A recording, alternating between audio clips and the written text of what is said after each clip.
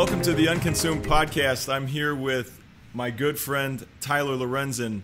Tyler, you have one of my favorite resumes of all time. Not only are you an entrepreneur and the president of a company that is solving one of the world's greatest problems, you're also a college football champion in the Big East sense, and you also are a Super Bowl champion, which is something not a lot of people can say, and that was epic. And that time of your life was when I was around you most, so I remember that most fondly. So, A, thanks for coming on. It's been a bit since we talked, and I'd love to catch up. And I also just think your story is so killer. We just got to start from the beginning and hear all about Tyler Lorenzen, man. So, thanks for coming on. Lee, thank you for having me. Of course, you know that you always like to downplay your importance, but I have nothing but the most respect for you and everything you've done, making moves, building awesome families, doing what you do. It's been impressive, to say the least, and appreciate the introduction. It is, I can't take a lot of credit for any of the Super Bowl stuff, but people like to reference that constantly, and of course, what a great experience in my life, and it was a good snapshot, great relationship, amazing memories, stuff that you can leverage for a lifetime, right. And people that you can too. Not in a way that it's necessarily like financial gaining or anything like that may matter in a monetary sense, but leverage the memories to reference back what a champion's all about. Like, how do you win when all the pressure's on? How do the people that are leading the pack, how do they behave when things don't go perfect? How do coaches motivate? And after you get to the pinnacle, what do you do next? You know, there's so many awesome lessons that I was able to learn at a very young age from watching some of the greatest leaders that I've ever been around reach the pinnacle of success in the game of football. So it was really cool, but again, just a snapshot. So lots has happened since, and you know my motto: make moves or get moves. So I've been trying to do my best making things happen. That a boy, man. And that's, I'll tell you this. You are one of those people, and I've met probably 5 or 6 in my entire life, that can get around a group of folks and they're just excited off of your energy, right?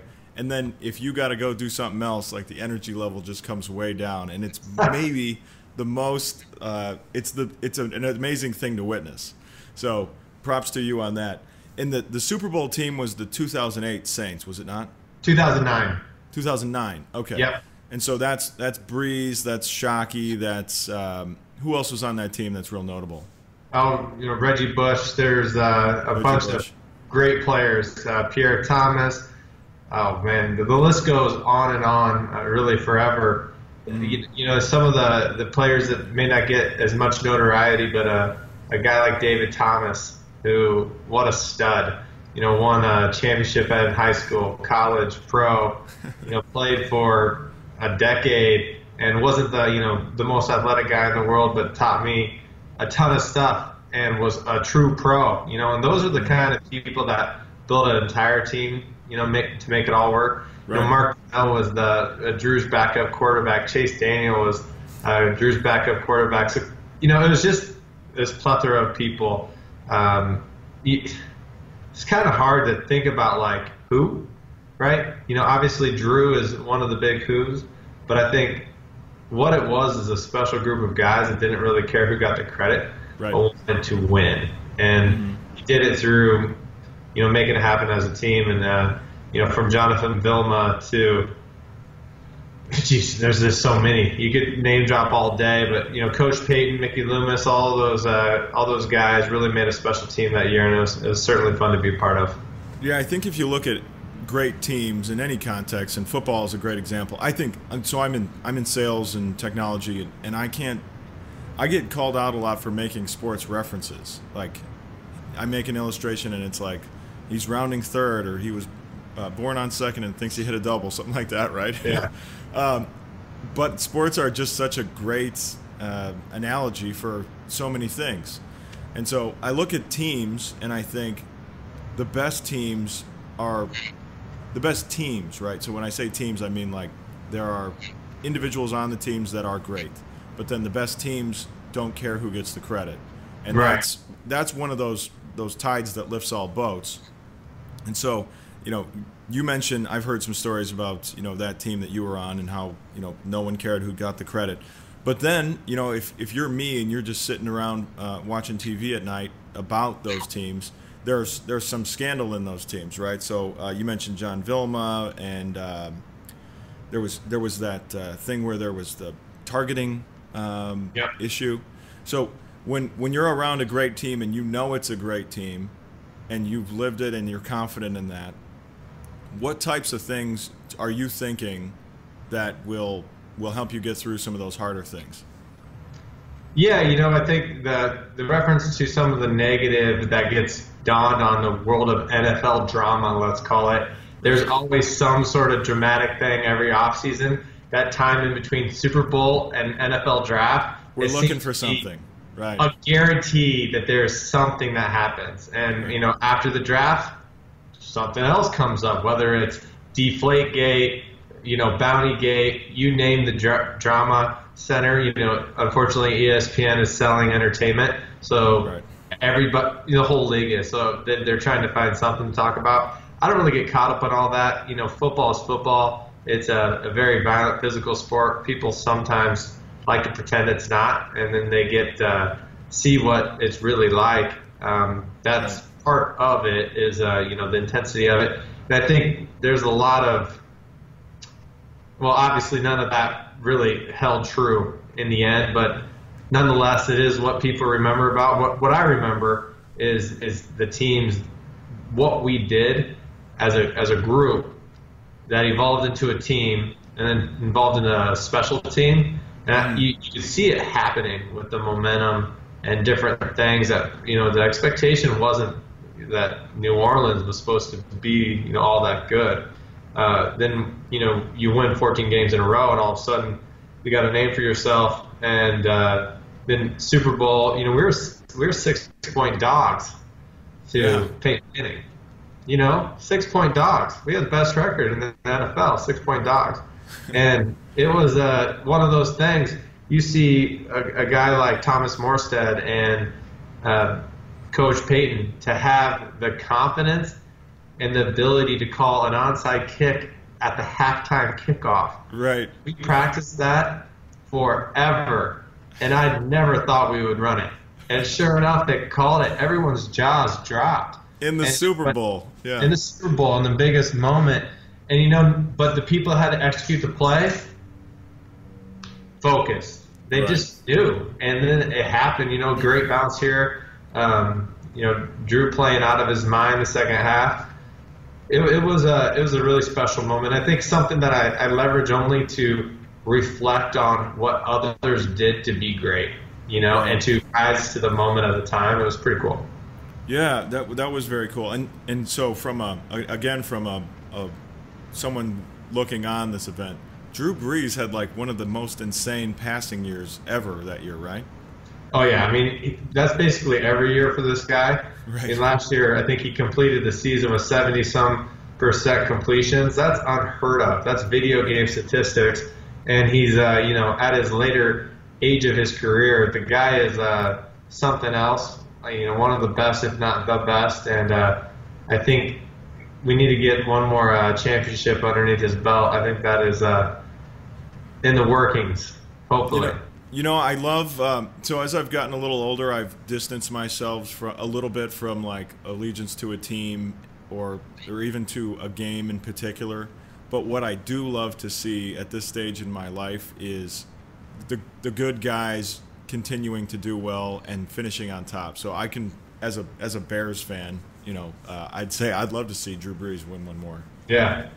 You wouldn't mind if the Bears won a little bit more than they do, too. What's that? You wouldn't mind if the Bears won a little bit more than they do. Yeah, but that's outside the realm of possibility. We'll talk about that in 10 years. I actually think they're making some of the right moves to make it happen. Brian Pace was a scout at New Orleans while I was there. Now he's the GM. They got a young squad with a lot of winners. You see Chase Daniel now, being the backup to the young rookie. Talk about having a better guy in the room for a rookie quarterback trying to learn. That's what Chase brings to the table, and awesome for them. And if something happens and Mr. Daniel gets in the game, watch out. The guy can spin it. It's kind of crazy. Yeah, he's one of those guys that I think they were talking about him on the radio the other day because he's been a career second string guy. Yeah, he's got like 50 passes in his career or something to that extent in regular season games. Yeah, little amount, whatever it is. But you also look at guys that have been sitting behind great quarterbacks for years, and they say like Rodgers was one of those guys. You could even say Matt Castle had a flurry of time where he was behind a great quarterback for a long time, or even Steve Young behind Joe Montana. So you don't know what those guys can do, and you give them a shot, and oh by the way, it's like we had two gems, right? Yeah, I mean that's reality. There's a lot of great football players in the NFL. That I always joke, people kind of blow off the preseason games like, no one wants to watch that. It's all the scrubs. Well, all the scrubs were like the guy at the college they were at. Exactly. So everyone's a stud. And everyone's trying to get a few spots, and ultimately it's a very short, finite thing that typically doesn't last long. And for some it does, but for most it doesn't. And that was kind of my take on it, is I knew it wouldn't last forever. And when it didn't feel like it was going to be the definition of me, I needed to make moves and do something different and apply the same kind of energy to my next thing, which was more in line with the business world, which I'm happy to be fully committed to. So before we get into that, which I'm really excited to talk about, do you remember when you were a free agent in Jacksonville and you scored a touchdown in the preseason game? Yeah. That was like my favorite sports moment ever, because like you came home from the game and we were like kind of living in the same neighborhood kind of deal. And it was just like we were all so excited over a preseason touchdown. I still remember that as like a great sports moment. That'll be on the ESPN Classic channel if I ever get a chance to be programming ESPN Classic. Please, ESPN Classics. Yeah, I remember that like it was yesterday. It was my first catch in a game my whole life. And it was a touchdown from Todd Bauman. A little double move, cover two, beat him with 7 seconds left on the clock. I could hardly breathe, spiked the ball, and almost fall on my face. Yeah, that was the best part, because we were watching it on TV, and you spiked the ball, and it must have went 30 feet in the air after the spike, and then you spiked it with such ferocity that you did like a regain my balance couple strides, and I was just like, thank you for not falling, because that would have been a bummer. But yes, that's the best thing ever to happen in sports, man. Oh, I almost fell for sure. That was that was pretty funny. I knew it was not good for me in Jacksonville when I got number 47. I was like, you know what, this isn't the number they give to the guy that makes the team. So it's funny because I remember that time, and there were 4 guys I knew on that team. You were one. There was Rashad Jennings. Yeah. Who did he play for Jacksonville, or did he go straight to New York? I think he was in Jacksonville for a while, but then he really made a name for himself in New York for sure. Okay, that's right. And then there was a guy named Pete Ittersagen that I knew growing up that was on that team, and he played for a while in Tennessee and in Indianapolis. Yeah. And then there was Todd Peterson, who didn't. I don't think he played anywhere after that. Did he not? No, but he did open up his own, chiropractic business. And he's just crushing. That's what I love about it is so many people think sports will define you for life, but they don't. Exactly. It's just a part of what defines you for life. It what gives you the groundwork to go do something bigger after the fact. And I love seeing all these people who are growing into out of sports and into their next thing and just hitting the ground running and stride and all the things that are happening. It's what it's about, because that grounding that sports gives you is really the launch pad to kind of go wherever you need to go in life. Right. So you mentioned something that I thought is really cool. So last week I was talking with a guy that did he was a basketball player, a great basketball player, and he was defined by sports, and then when he was done with it, there was no identity left. And then, you know, last year he's doing a TEDx talk in Raleigh, North Carolina. So it's like you can figure things out over that time, but you have to find the identity, you have to find the purpose. And so this kind of plays into, and so what I was going with that was, like you said, sports got you to an end. You win the Super Bowl, you got the ring. Do you wear the ring, by the way? No, I don't wear the ring. I would totally wear the ring all the time, every day. No, I don't wear the ring. I don't wear the ring. I get asked that so much, but I don't wear the ring. Well, you're very humble. It's and very the rest nice. of us with no rings appreciate your graciousness on that.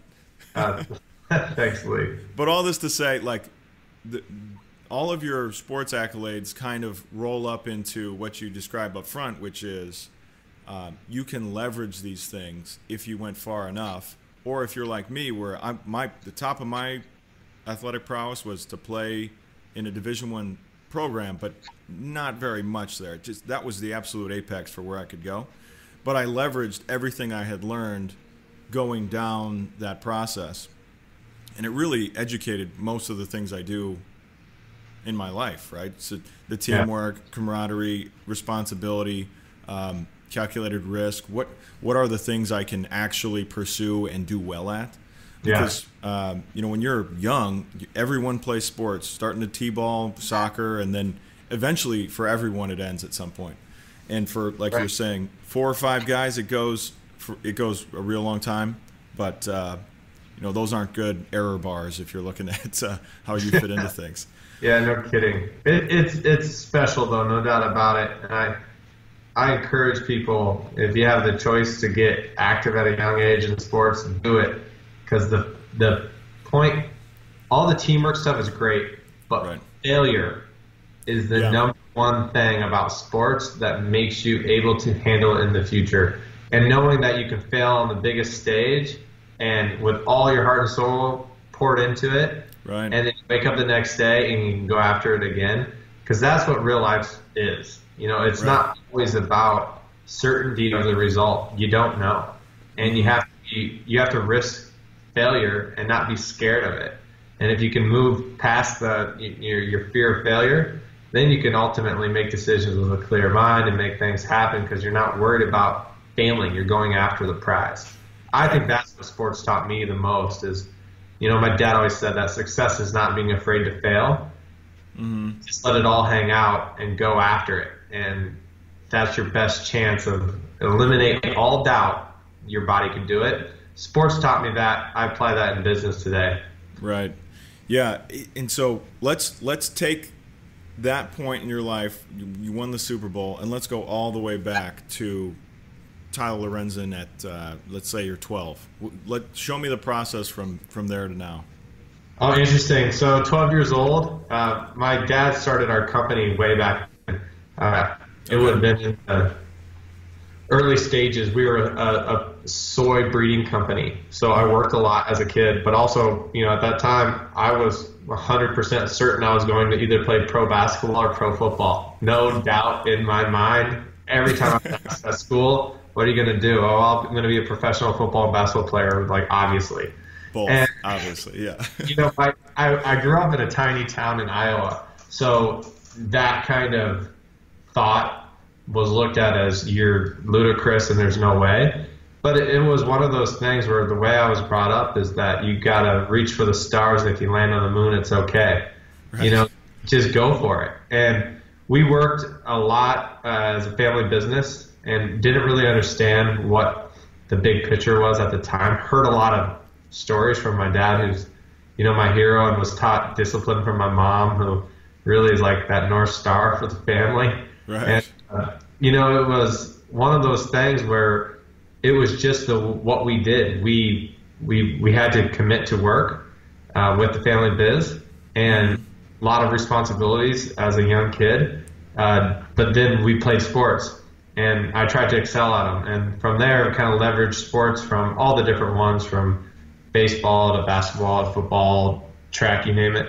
And did that growing up through high school and had a lot of success with the teams and personally, and was able to, go pursue that in the college level. Started at Iowa State, and ironically enough, they switched me to tight end for 2 days at spring ball. I was quarterback, and then they switched me to wide receiver because I got destroyed. I was way too small. I was like 215 pounds soaking wet, and not big enough. And long story short, I ended up leaving because I wanted to play college quarterback, and went to a junior college in California, and went and met up with one of my high school buddies. And if you know anything about the college or the junior college football scene in Cali, it's highly competitive and tons of fun. I mean, crazy amount of athletes. It's West Coast style football, so it's chuck and duck. We put up crazy numbers offensively, and then that kind of set the stage for me to get recruited to other schools. And I chose UConn, Connecticut, because it was just the right fit. The timing was good. The program was at an inflection point where we wanted to make it something where we could be champs, Big East champs, and came in, was able to win the starting quarterback spot, played with amazing teammates, and we were able to have a lot of success in my 2 years at UConn. And then that was off to the pro stuff. I did that for a while, and Mike Tice switched me to tight end. So Dan McCarney knew something, certainly, when he told me that I was going to play pro at tight end. So it's kind of full circle. I told you I was in Oakland like maybe 6 months ago, and Mike Tice walked in the restaurant, and I was almost ready to go over and just be like, hey, you should have let Tyler stay at quarterback.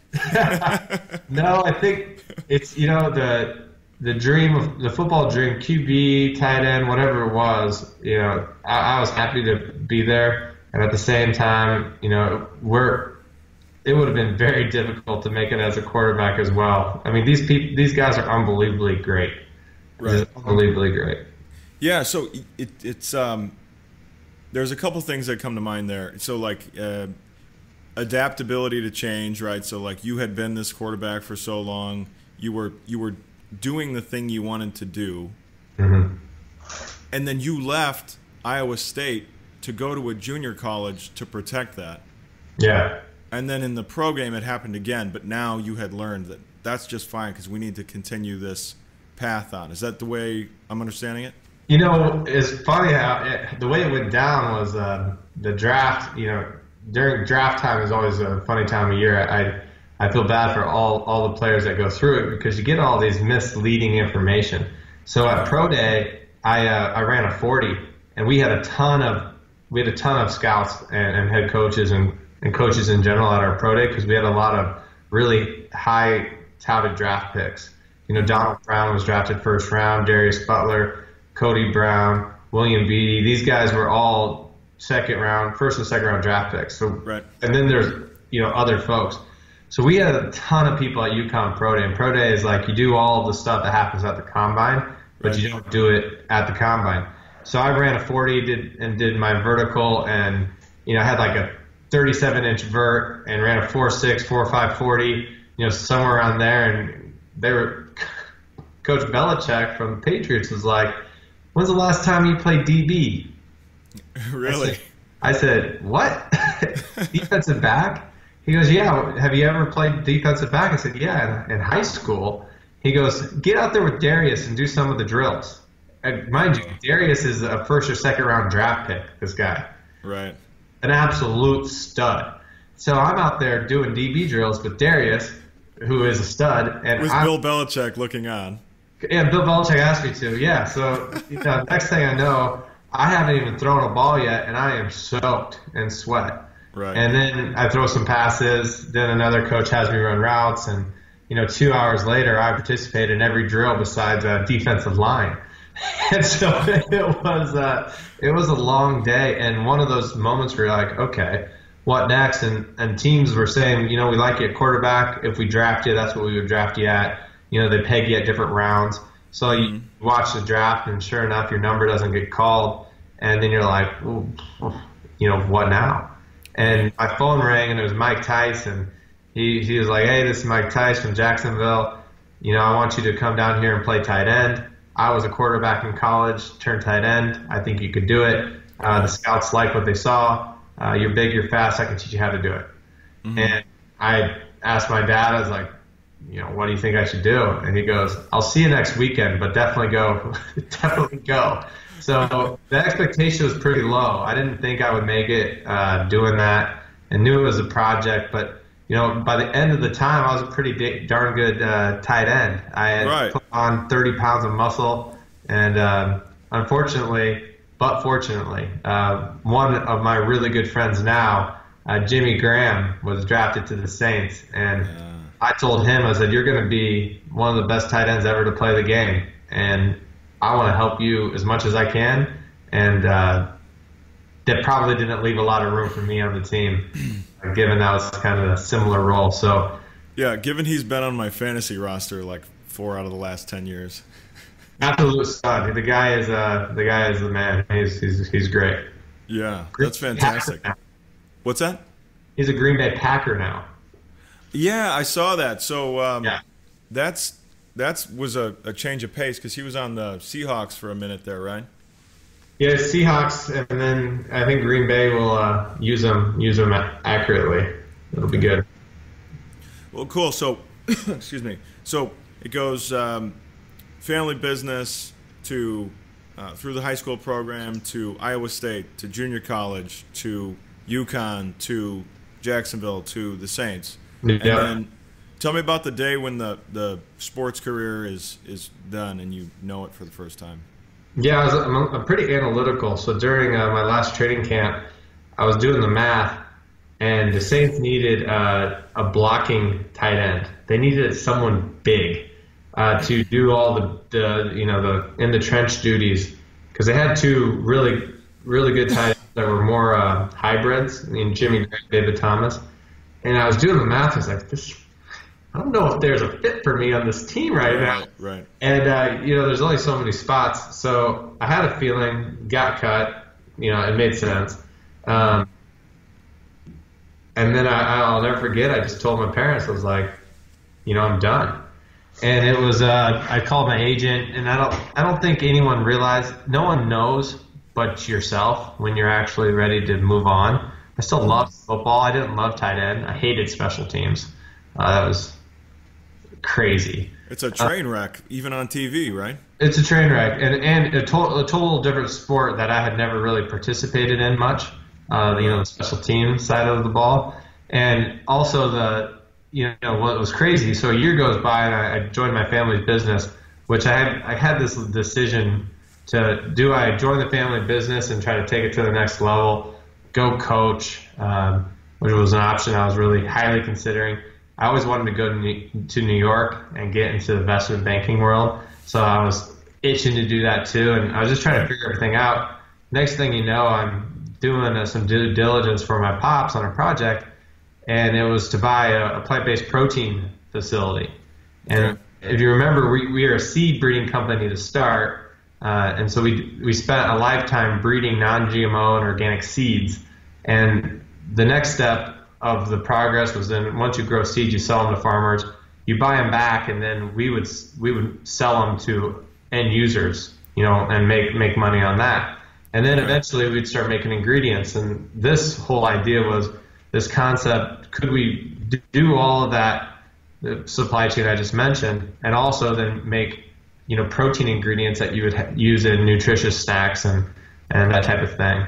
Right. And I did the market and, the tailwinds of speaking to what we were about, traceability to where your food comes from, non-GMO, organic, plant-based, all of these things, clean label, gluten-free, all of these things that today are almost cliche. They're so trendy. Right. That then I was like, this could be something. Something big. And I told my dad, I was like, hey, I'm all in, but we got to go big. And if we go big, I'm in. If we stay small, I got to do something else. And that was kind of the moment for me. My dad was like, let's go big. My mom was like, what are you guys doing? And, 8 years later, we've built the leading plant-based protein company, and certainly the largest one in the United States. And wow. On pea protein is our main thing, but we've partnered up with Cargill. They just we did a joint venture with them, and it's all backed around this pea protein, non-GMO, organic, plant-based proteins, which is it's been a wild journey. We've learned a lot, but really is on the basis of going after something without worrying about if you win or lose. Just go for it. And if you have the capability and the products and the supply chain, you can win in the market. There was something, and I'm just remembering this now. You would have told me this like maybe 7 or 8 years ago, and it was something. Your dad told you this. It was you were talking about the NFL, and like if it's got to be someone, it may as well be you. Are you remembering that? Oh yeah, he always says that. Okay, say that again because I know I'm butchering it. No, I think you got it pretty much accurate. But the whole saying is, someone's got to be Michael Jordan. These people are people. Like ultimately, someone had to do it. It's not like sometimes they seem larger than life, but in the end, they're just people that are performing larger than life and then get put on like a pedestal or whatever. But I think his point is that someone's got to do it. Why can't it be you? Right. Someone ultimately has to do it. I think the same thing with my dad set out to feed 9 billion, 10 billion people. How do you the delta between where we're at today and where we're going to be in 2050, we got to feed people more sustainably. That's good for Earth and good for people. And how do you make that happen? Well, one guy in Iowa with a big idea, most people would laugh him out of the room and say, well, you can't make that happen. But someone's got to do it. Why can't it be him? And I think that lack of care for probability or chance or failure, he didn't care.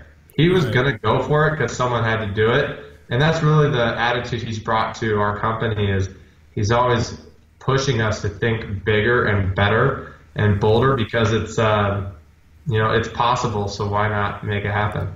Yeah. So can you tell me a little bit about the specifics of the business? So like when I first heard about World Food Processing, it was a large facility in Randolph, Minnesota. That's the first time I saw it. Yeah. And that was soy, right? Because they had the soy gene. Yeah, to kind of download, we've grown up a lot since the last time you've been around us. So we are a non-GMO and organic soy business. The legacy business is around whole soy seeds and grains. So we have some facilities across the Midwest, one in Illinois now, and one in Minnesota, the one you visited, where we sell seed to farmers, buy it back, and then bring it in and clean it. We actually make it, take whole seeds and send them to Japan, where they ferment them to make, it's called natto, but it's basically like a fermented soy snack. It's ultra healthy, not ultra tasty.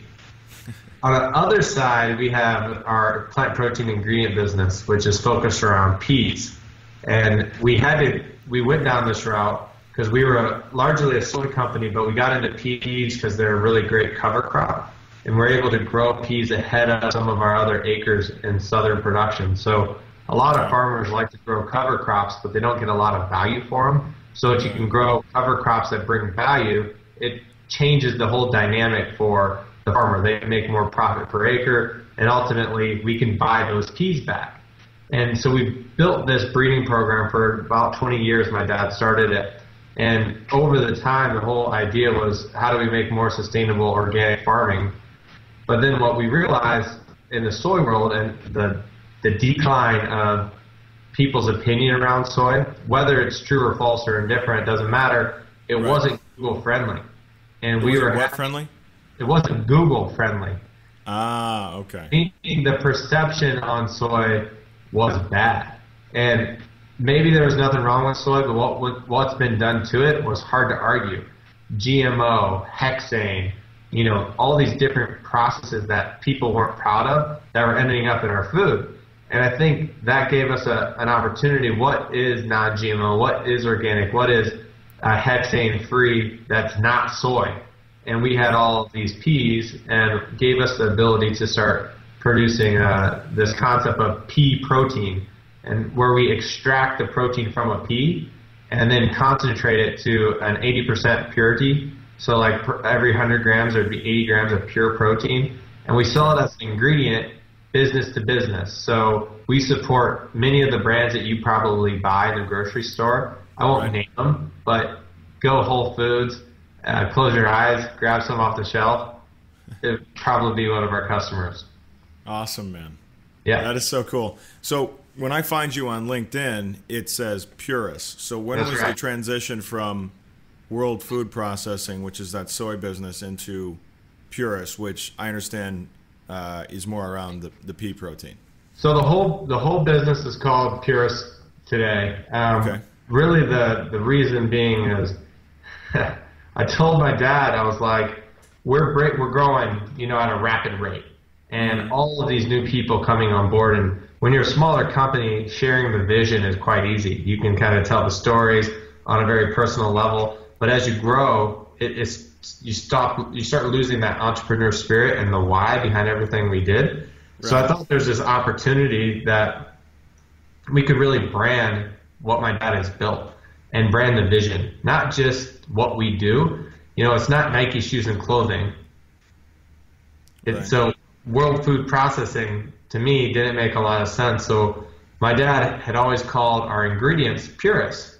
Pure is non-GMO, pure is traceable back to its origin, pure is grown and made in the United States.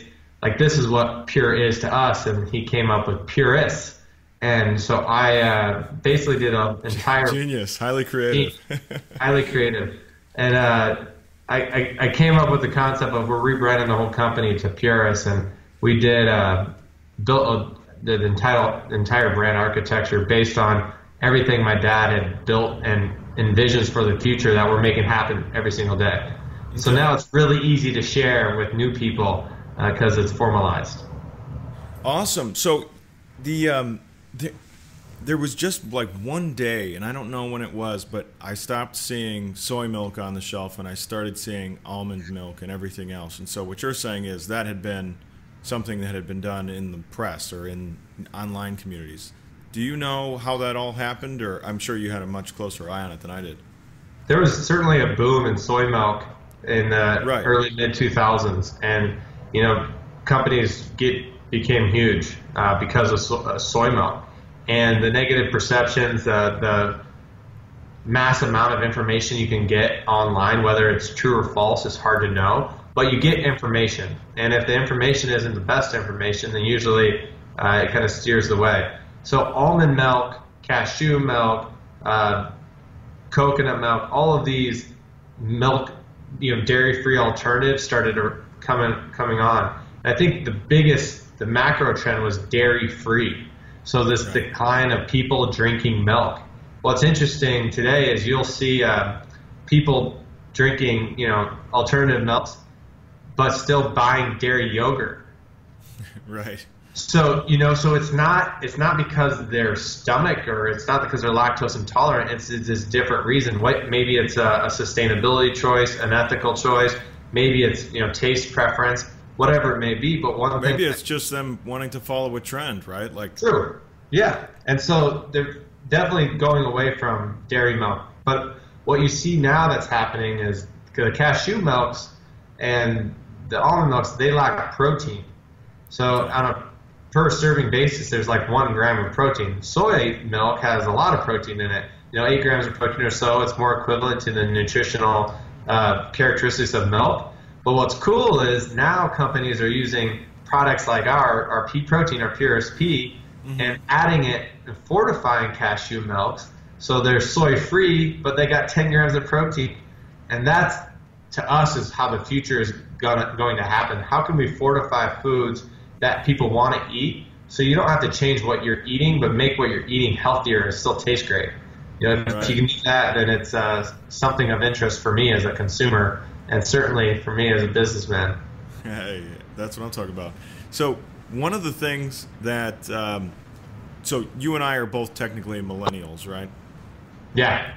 And so one of the things that millennials always talk about, for worse or better of the term, is they want to have impact in the world, and they want to have a purpose, and they want to have a calling, and you can put the nomenclature around that any way you want, but it's to say that they want to have this giant effect.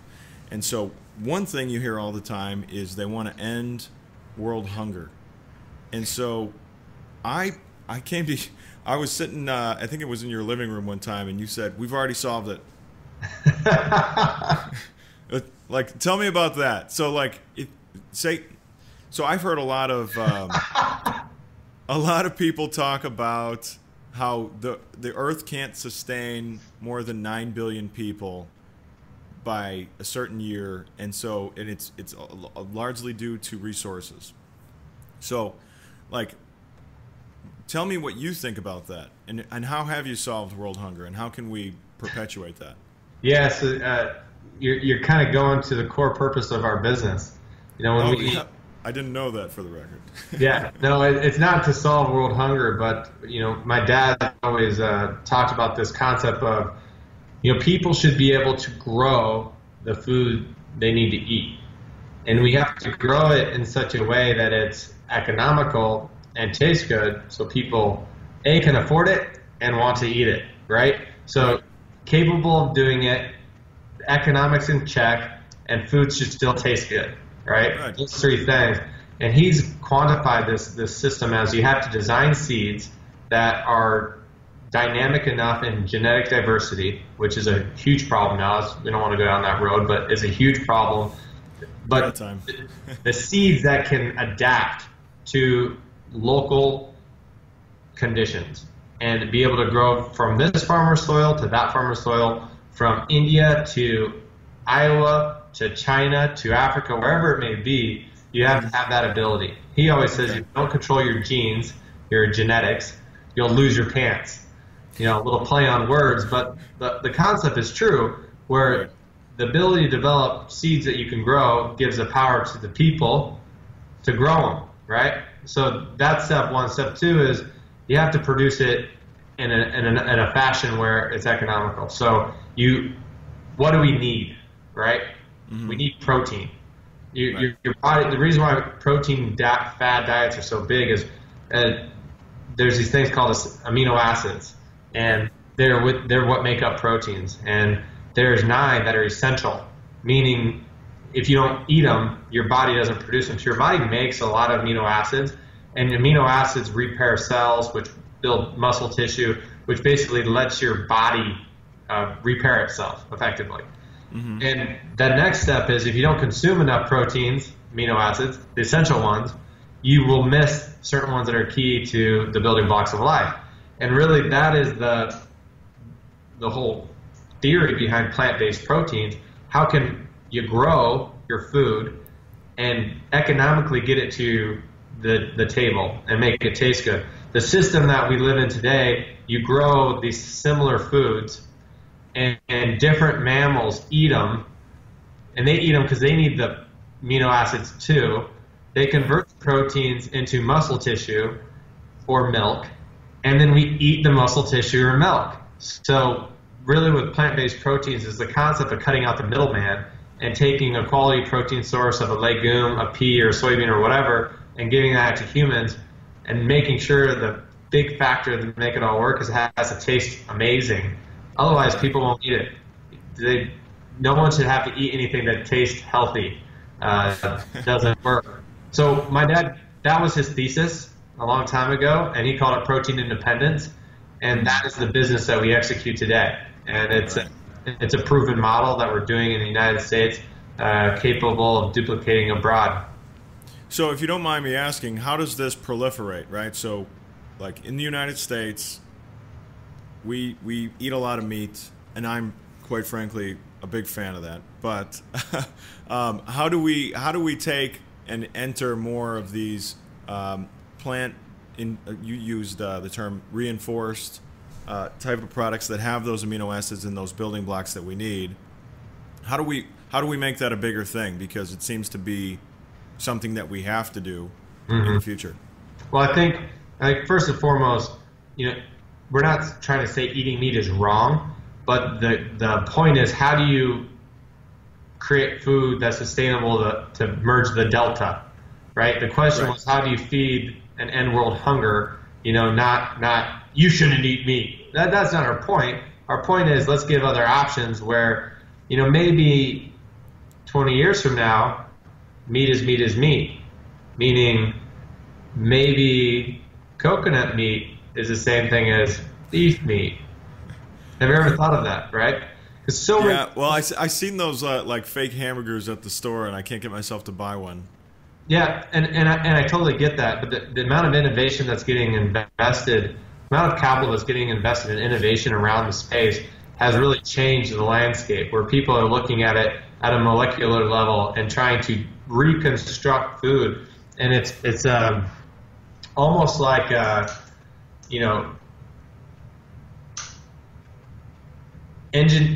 don't want to say engineering because it sounds so sciencey, and people don't want sciencey in their food, right? It's like food architecture, right? It's like taking all these tools that you have and putting them together in a unique way with a different twist that gives you something amazing in the end. And really, that's what we see in the plant-based protein space, from on the dairy-free side, the nutritional side, snacking blowing up like crazy, and then on the alternative meats, I think economics will win out. If ground beef tastes the same thing as ground beef or ground meat made from peas, then in the end, the pea version will be cheaper because it doesn't have to be ate by a cow first.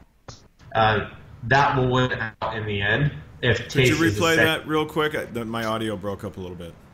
No, you're good. So this concept of meat and what will meat look like in the future, right? I believe his economics will win out in the end.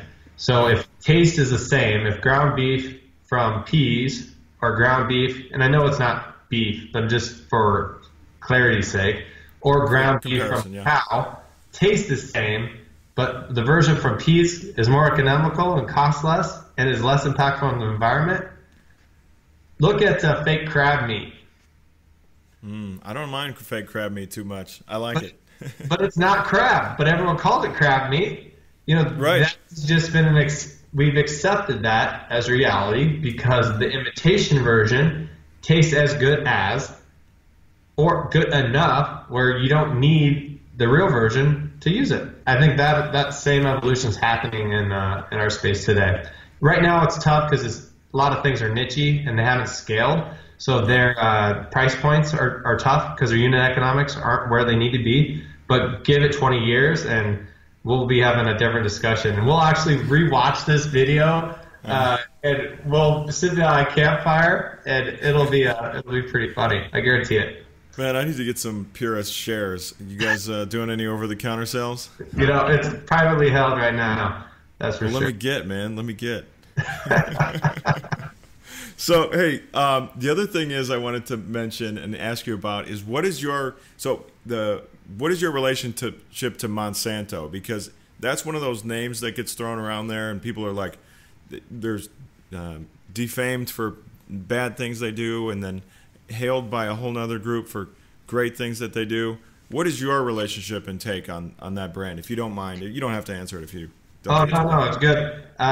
Monsanto obviously built a very large business. They are one of the big seed giants of the world. They're actually doing, it seems like the merger with Bayer is going to happen. So that'll be interesting. I saw that. Yeah, so, I don't have any negative things to say about Monsanto. Now, do they do everything just like Puris does? Well, no. But that's fine. Our goal isn't to tell everyone how to grow crops the way they should do it. Our point is that there's people that will want the other option. Maybe they'll want it organic. Maybe they'll want it non-GMO. And really our point is that we think it's a fallacy that it takes GMOs to feed the world. We're doing it not that way. And we've built a model that is duplicable, like readily scalable, and we're constantly doing that without going that direction. Now, are we saying that direction wouldn't work too? No, but we're saying that we don't need it to feed the world, and there's certainly people that would choose to have food that's not been genetically modified. But frankly speaking, it's less of a battle that we fight these days. We give people food they want. Consumers drive really what producers make. And what we've been doing is building a system that's pure, that really no one will worry about if it's tainted or where their food comes from, because ours is traceable back to the family farms across the Midwest that we partner with. Yeah, that's so cool. And I appreciate the answer there, because a lot of people will try to take a shot at a competitor, and I, as a salesperson, can appreciate another business person that doesn't do that. So yeah, good on you. Yeah, the other piece I'd love to hear about is, can you tell me about the business itself? What kind of can you state? Obviously, you're privately held and you have no disclosure requirements, but what type of revenues does the company do? Like what kind of cost structure are you working on? How many employees do you have? Yeah, we got about 150 employees. We're growing significantly. We're not as big as I'd like to be, but I'd like to save some of the revenue and margin concepts off the table. But I think what is interesting, what I can talk about is, a growth business. As you grow top line and you fight your tail off to grow profitability in line with top line, it is so hard. And it is, you have to invest so much capital for your growth, and growth largely is in revenue, and then your earnings always are not where they need to be. And so what we have done is really grown the marketplace and led, especially here in the United States, and fought our tails off to make sure that we can grow earnings too. And I think the crazy thing about our business, and all the shout out really goes to the legacy business of Puris, is it's the integrated model where every step of the way earns a little bit more by growing the business in total. And that's allowed us to invest in ourselves and then also bring on partners that believe in the total story and the direction we're going. Awesome. Yeah, you guys have come so far, and I've been watching this story for, what is it, 10 years now? Yeah. Wow. It's been cool to see, man. Yeah. I've been thrilled with it. Do you have any other things you want to talk to here real quick? I don't want to take too much of your time. Oh, no, Lee, everything's good. As far as business, as far as sports, all that's great. One of the coolest things that I've done lately is, Yusef. You should get him on here. Yes. How's he doing? Can you tell the other folks who that is and what he's up to? So Yusef Messiah is one of my great friends from Iowa State, and he's a aspiring actor who's gone from aspiring to be an actor to being a legitimate actor that's on TV a lot, and it's kind of crazy. And what shows? All sorts of shows, from Homeland to shows on CW. I watch much TV, so I'm going to be bad at that part. But what was cool is we went to Atlanta, and this was a couple weeks ago, and a bunch of my old teammates from Iowa State, and we sat around a table, and Yusef organized his film crew to come in, and he said, we're going to talk. It's called Project Huddle Up. And I was Can you say that one more time? Broke up again. It was called Project Huddle Up. Project Huddle Up, okay. Yep. So we're all football players, and this Project Huddle Up concept. And, really it was this moment where he was like, look, from white guys to black guys to whatever color you are, this group doesn't care. We're best friends because we're best friends, and we've looked past all that other stuff. It seems to be the only thing people talk about today. Right. And Project Huddle Up is to talk about why that is. What are we doing, or what can we do differently to kind of advance where we're at. It was a really cool experience. So it'll be coming online at some point. We had a really great discussion, talked about CTE, which I figured you'd ask me about. So that was a big topic. Talked about racism and this overall tension in the United States these days. You talked about Ninja Turtles, so various things. But it was, I know, right? It was a really cool thing. I just want to mention that because I think he would be a great guest for you. Yusef Messiah would be a great guest for you. Well, let's get him connected. I'd love to have him on. And how can me and other people that are hearing this story hear about Puris and then also Huddle Up, if you're interested in or understand how to promote that? Would be how can I get involved and say I want to buy Puris products or Is there a place I can go to find that out, where those things are? Yeah, so great question. So right now we are supporting other brands that... As an ingredient, right? Yeah, as an ingredient. So I can't really share who, but some of my favorite companies, if you ever open up my fridge, you would know who our customers are. But, you can definitely follow us at, purisfoods.com. We have an interesting blog that we call The Future of Food, and where we're talking about all sorts of things that we think that matter. We're turning on our marketing presence a little bit now that we've built the brand architecture. So that'll be coming soon. And then as far as Project Huddle Up, really to get involved, just huddle up amongst yourselves. And you don't need to record it, but just the point is have those conversations like we were having tonight. I've talked about myself a little more than I like, but have those conversations that really drive us all forward, right? Whatever it is that's holding us back as, friends, family, or as strangers, let's have those conversations so people start thinking about, the right labels. Let's label people in an uplifting way, not a negative way. You're the most positive guy I know, so you're the perfect guy to deliver that message. Is there a website we can go and see that on? I'm not sure. I got this exclamation point. Move closer to my mic.